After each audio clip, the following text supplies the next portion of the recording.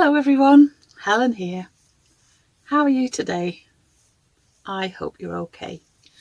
And I'm in the campervan, as you can see. So it's a podcast this week about the campervan. And not part of a long trip or anything, but I'm going to mostly be concentrating on cooking things, showing you some of the things that I've been making. And at the end, I am going to do a little bit of a Q&A, which I did promise quite a while ago, but I have a few questions that people have asked me, so I'm going to answer them at the end. But the first part of today is just taking you on a little trip that we made, just an overnight trip. We decided after we'd had our longer trip to Orkney that over the summer we would just go off now and then, just overnight, not very far away, and just enjoy being somewhere different out of the house for part of the weekend. So today is just telling you about one of those. We went to Derwent Reservoir, which is only about a half-hour drive from where we live in Durham, and so I'm going to show you a little bit of the travelling and what we did, but mostly it's going to be 4 things, like different things I'm going to cook. 3 of them that we cooked when we were at Derwent, and one of them I actually didn't show you me making it when we were in Orkney. So, and what I'm using are these cards that I've made. They're just recipe cards. I did a little bit of research before we went to Orkney actually, and looked for some different things to eat that that we might make while we were away, when we did make some of them. And but there were some of the things that we didn't get around to making, so they're in here. And this was really good actually, putting them in this plastic envelope, because it meant that whatever we were cooking, we had the one that we were cooking on the top, and then it didn't matter if it got splashed with food at all. So that's a great tip if you like doing that kind of thing and you want some recipes. And the recipes I'm showing you obviously are ones that you can do in the campervan. You can do them anywhere though. You can do them at home, you can do them in a caravan, whatever. I just thought that you might be interested to see 1 or 2 things that we have made. So I'm going to be back after a little series of videos that I'm going to show you now, and I shall answer some questions.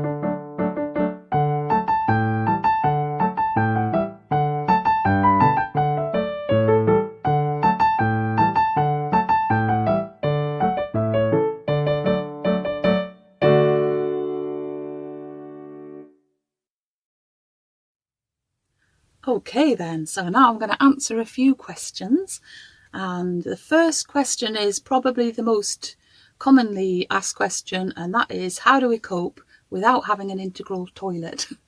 Because our van is just a very basic one, no toilet included, and it's a VW Transporter 6.1, and it was converted into a camper van by another German company, not by us. And yeah, so no toilet. So how do we cope?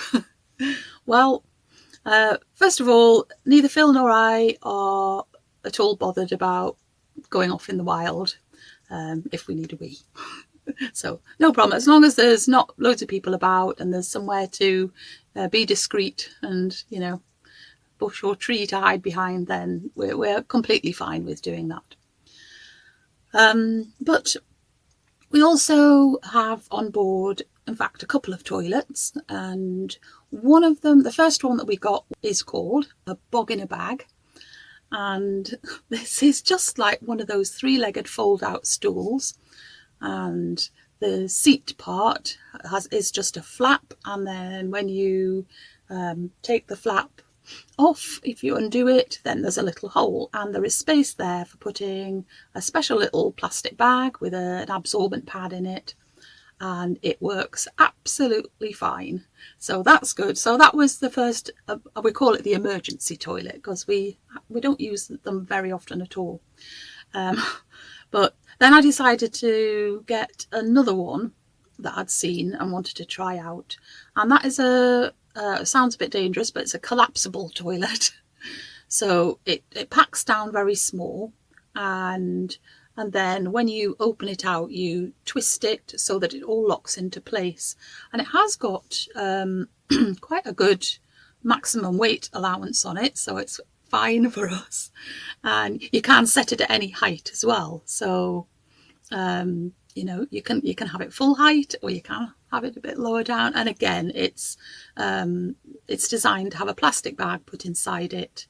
And into that toilet, we're still using up cat litter from when we used to have a cat, but eventually we'll carry some sawdust with us and put that in. And so that's basically, those are the 2 toilets that we carry with us. We also do have a toilet tent, which I think we've used just once. It's one of those pop-up ones that's absolutely terrible to try and put back in the bag. Well, we can do it, and we have, you know, but we wouldn't use that in a really kind of obvious public place or anything. We still would use it discreetly, you know, when we're parked up in the woods or something like that. Anyway, and then another thing that we always do when we're in an area new to us is just to check out where the public toilets are, because that's our best option if we need to go and spend a little bit of time in the toilet. And so, yeah, sometimes areas are really good and there's plenty, and sometimes, you know, there's one and no others for miles around. So it is just about doing a little bit of homework and finding out that. Okay, I think that's the first question answered. So my second question is, how much planning do you do before you go away? Well, it depends on how long the trip is, and I think a longer trip, especially one that includes ferries, we will check up on the frequency of ferries, and you know, some ferries don't run every day. I'm thinking particularly of Orkney, where we've just been this year, and you know, some ferries are just every Tuesday or Wednesday and Saturday or something like that. So it sort of helps us to know that, to do a little bit of planning at where we're going to go when. But I mean, we never have a fixed itinerary. We just have a vague plan, and obviously we have to fit certain fixed points in if we do need to get a particular ferry that we're booked onto. But I do usually have a little research online of what places of interest there are in wherever we're going, and I have a notebook that I just write these things down in. But we don't necessarily decide in advance which of those places we're going to go to. And we just love being flexible and seeing how the mood takes us and how the weather is. So that's it. So a certain amount of planning, but not down to the very last minute of every day. Okay, right. Question 3. How do you find places to stop overnight? We subscribe to a website called wildcamping.co.uk, and there are various websites like that. Quite a popular one for campervanners is Park for Night. I haven't used that, so I can't comment on it, but Wild Camping is excellent, and it will usually give you various locations in the area that you're in, give you a photo of it, and in fact you can go to Google Earth, is it, and have a look around. So it's really, really useful to look at. And I mean, most places we go, we do have internet access, so even if we're on the go, we can look these things up. And so it will give you, for each place they're suggesting, it'll give you a grid reference, which you can just put into the sat nav. Or sometimes I just use What 3 Words, because it gives you a 3-word location as well. And I can just use my What 3 Words app, and then I'll get directions to the exact spot that we're going to. The other thing we do if while camping is not giving us anything particularly that we're interested in, we'll just look at the map and look out for RSPB car parks, or Woodland Trust, or Forestry Commission, Northumbria Water, like we were at in the Derwent Reservoir. And so that's quite helpful. And not all of those car parks all the time allow overnight camping. We do always look for any signs, and if it says no overnight camping, we don't stay. We don't just think, oh, nobody will notice kind of thing. We obey the rules. We don't want to give campervanners a bad reputation. So, we're not going to disobey a sign that blatantly says no overnight camping. Some of these places, like Forestry Commission, charge for your overnight stay, which we're quite happy to do. Usually we pay up to £10. It's not usually more than that. Occasionally there are toilets, sometimes there's not, so you're not really paying for facilities, but we're quite happy to be donating that money to a good cause, really, and just glad that we're being allowed to stay somewhere, really. And it's very occasionally we just come across a place by accident that we haven't looked up on a map or anything, but that's probably fairly rare. We do usually have to have some kind of map assistance to find places. Right then, next question. How often do you stay on campsites? Well, we do absolutely love just camping freely, in nice little tucked away places. But if we're on a longer trip of 2 weeks or more, then we will generally stay in a campsite 2 or 3 times during that time, sort of spread out, because it's nice to have occasional electric hookup. I sometimes have my laptop with me, and I can only charge that up if we're on an electric hookup. And obviously a campsite has got facilities for us to fill up with drinking water and to empty our wastewater. And probably best thing of all is that they have a shower, so we can actually go and have a shower. So it's really useful to have campsites as well, and do that combination of wild camping and campsite camping. Next question is, have you ever run out of power? Well, because we don't, unlike some campervans that have solar panels and all sorts of extra boosts to their power, we don't have anything like that. And so, yes, we did once go solo on power that the fridge stopped working, because that's the one thing in the van that's heaviest on its electrical use. And that was because we'd stayed on a campsite just for the whole day. We decided to chill out and, just stay there. And so it meant that the leisure battery just gradually drained down. But it wasn't a problem. It would have been a problem if it had been really hot weather, but so far we haven't experienced really hot weather in this campervan. So that's fine.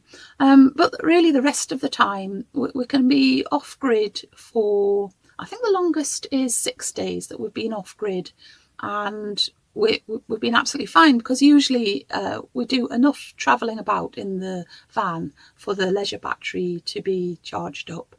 And we don't have any other heavy uses of electricity in the van. We don't have a television or anything like that. So yes, so far it's not been a problem at all. So next question, how do you stay warm in the campervan? Well, if we're going away in colder weather, Then we make sure we have lots of extra layers of clothing with us. So we'll just keep piling on the layers. And of course, I have plenty of beautiful homemade blankets as well. So we can wrap ourselves in blankets, and we each have a thick, fleecy, I don't know what do you call those things, hoodie thing that keeps us really snug. We have a diesel heater in the van, and that works excellently. So if it's a bit cool in the evenings, we'll put that on. It doesn't stay on overnight or anything, but in the morning, if we wake up and it's really, really cold, I can reach the switch for the heating without even getting out of bed. So that's fine. So we switch the heating on, it warms the place up, and then we're happy to get up out of our beds. So yes. And the other thing is that Phil and I have both got really warm sleeping bags. They're 5-season bags, which means that I think the 5th season is maybe very cold winter. I'm not really sure why it's called 5-season. But they keep us really, really warm. I don't think I've ever had to even pile on extra clothing or blankets on top of me. So, so that's works fine. So far we have not been really cold. The coldest weather we've had has only been a little bit below 0 centigrade. So, I haven't had to deal with really cold weather, but we would survive fine. Okay, next question. How do you deal with condensation? And we have found that really the best solution is just using a leather, or it's actually a fake leather cloth, and that wipes over the window. We'll wipe over it once and the cloth gets really wet, squeeze it out, wipe over again, and it's done. And it really doesn't take us very long at all to do that. And I think there are other solutions out there, possible solutions, but this one works absolutely fine. And it only happens in the colder months that you get lots of condensation. Oh, and I think I forgot to say about keeping warm in the van is that if it's cold weather, we don't put the roof up. It's good having the roof up because we can open a ventilation slot right at the top, and it reduces the amount of condensation. But just to keep us warm and cosy, if it really is cold or really windy, then we just keep the roof down. Okay, nearly done. Next question. Are there any campervan channels that you enjoy watching? Well, I only really watch 2 campervan channels regularly. I watch everything that comes out, and I have watched quite a lot of other campervan channels, picking up tips and places to go that other people have been. But there's only 2 channels that I actually regularly watch. And the first one, they're very different as well. The first one is a very small channel, but it's lovely. It's called It's a Nomads Life. And it's a lovely couple called Nikki and Paul. So hello if you're watching. And I love their channel because their enthusiasm for being in a camper van is just so heartfelt. You can their enthusiasm just oozes out. And they have the same kind of philosophy about it as I have as well. So I kind of feel, I've got some kind of a link with them. And they have their dog Lily as well, who goes with them. Also, Paul is very talented at converting camper vans, and they're busy converting one at the moment. So if you fancy taking a look, I'll leave a link in the description box below so you can go and pay them a visit. And then the other channel that I really, really love is called Life is Too Short. And again, another really lovely couple called Carol and Ken, who are very experienced campervanners. And they are so lovely about sharing their experiences, things that they've learned, and passing on their knowledge. And I've learned ever such a lot by watching their channel. And also it's just entertaining. The photography is brilliant, and they go to all sorts of places of historical interest. And yeah, I just really, really love their channel. So again, I'll leave a link to it below in case you're interested in having a look. And final question is, what's the best campervan tip you've been given so far? Well, I think the best one actually came from the Life is Too Short channel, and that is creating really strong magnets to use in the van. So they did a special little video on how they created them. So they bought some very strong magnets, but actually attached two and another metal piece together with tape. And honestly, they just hold anything down to the van. So if we're drying towels or tea towels or clothes or anything like that, that keeps it firmly attached to the van. And we've been in some very windy weather and airing our sheets or something, and they've not blown away so far. So I'm really, really pleased with that tip that I got.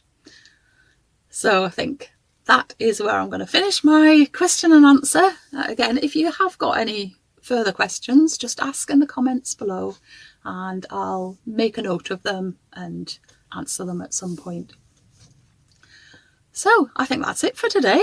I am going to say goodbye and wish you a lovely week ahead, not too busy.